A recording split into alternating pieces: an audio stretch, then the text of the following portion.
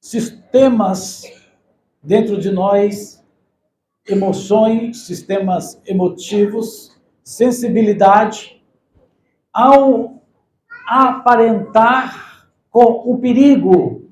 É comum, é natural nós termos medo. A ciência explica que esse medo é necessário. Por exemplo, se você estiver passando no local e ver uma cobra, uma serpente, você vai sentir medo. E instintivamente você vai correr.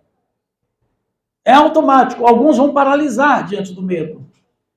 Por que é bom o medo? O medo não deixa nós fazer loucura. Alguém pega uma arma e aponta para você e você não tem medo, você vai e atira se você tem coragem. A pessoa vai ficar enfurecida, você vai duvidar dela e ela pode atirar. Então, o medo é necessário. Então, quando nós falamos de medo, é um sistema natural, normal, comum do nosso sistema. Hormonal nosso, é comum. São emoções. Agora, quando nós falamos de medo dentro da Bíblia, dentro da palavra, embora tenha ciência, tenha a parte fisiológica do ser humano, mas quando nós falamos dentro da Bíblia, nós conseguimos enxergar o outro lado. Embora todo cristão também deva sentir medo, é normal. Mas devemos entender que uma pessoa que tem conhecimento de Deus precisa confiar em Deus. E o medo excessivo do cristão é a falta de confiança em Deus. E eu não estou inventando isso, é a Bíblia que fala. Nós acabamos de ler um versículo onde fala, e o barco estava no meio do mar, açoitado pelas ondas. E o vento era contrário, mas à quarta vigília da noite, vinha Jesus caminhando. E os discípulos sentiram medo, normal, por quê? Porque eles nunca viram um episódio desse. Alguém andando por cima do mar, não existe. Para andar em cima da água, teria que estar congelado. E isso, nos países da Europa, pode ter alguma parte onde se congela mar, ou até nos Estados Unidos, nós vemos, às vezes, no filme, onde se congela e o pessoal fica patinando ali. Então, como é que uma água, no seu estado líquido, eles estão no barco, estão vendo na vigília da noite, alguém andando sobre a água, eles têm medo, têm pavor, e começam a gritar, é um fantasma! E aí Jesus vai e fala assim, ó, calma, não temais, sou eu. Tenha bom ânimo. Aí Pedro é Pedro, né, irmãos?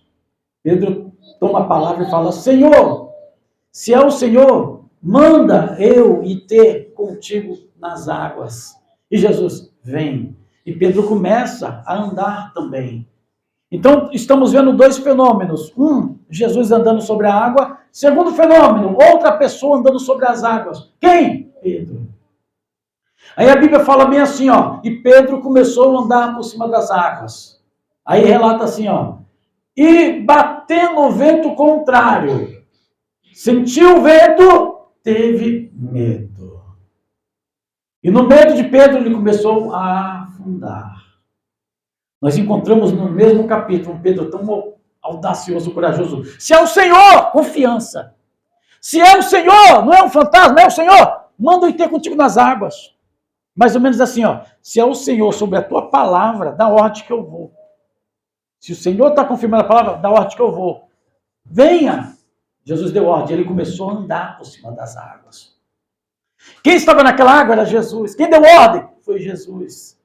E ele começou a andar. Daqui a pouco, sentindo o vento contrário, começou a afundar. Quando ele começa a afundar, ele grita, Senhor, socorre-me! Jesus pega na mão dele, segura ele e volta para o barco. Ambos são e salvos. Eu quero parafrasear essa mensagem agora, olhando para essa parte. Primeiro, eles já estavam no meio do mar, diz a Bíblia. No meio do propósito. Já tinham percorrido uma trajetória.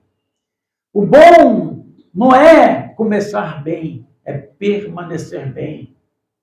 O bom é continuar bem. Eles tinham já atravessado a metade do mar. Foi fácil? Não foi. O vento já era contrário desde o começo. Mas tinha um projeto. Qual era o projeto? Chegar do outro lado, porque eles iam pregar lá. E quem falou para eles entrar no barco e ir para lá? Jesus. Falou assim, ó, pega o barco e vai indo, depois eu vou. Eles não questionam nada e vão. Na vigília da noite, já no meio do mar, o vento contrário, eles estão com medo. O medo aumenta quando eles veem alguém andando sobre a água. Esse alguém era Jesus. E eles estão ali, é um fantasma. Não, não é um fantasma, sou eu, não temas.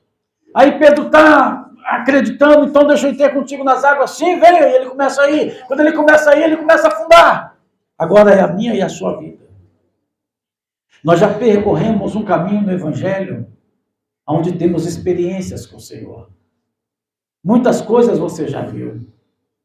Muita presença do Senhor. Muitas experiências. Quantas vigílias eu já participei? Ontem mesmo estávamos numa vigília maravilhosa. Quantas das vezes eu subi no monte? Quantos milagres eu vi? Eu já presenciei coisas, podemos dizer, sobrenaturais no meio do mundo chamado evangélico. Já entrei no culto arrebentado, arrasado. E Deus direcionou a palavra para mim, foi tão profundo, cirúrgico na minha vida, que eu saí de lá maravilhado. Já entrei desiludido, acabado, pastor Ivan, e saí de lá acreditando, com fé, crendo. Já participei de muitas reuniões nesta vida. Desses anos todos que eu estou na igreja, já vi muita coisa boa, maravilhosa. Eu não vou citar as coisas ruins, porque as coisas ruins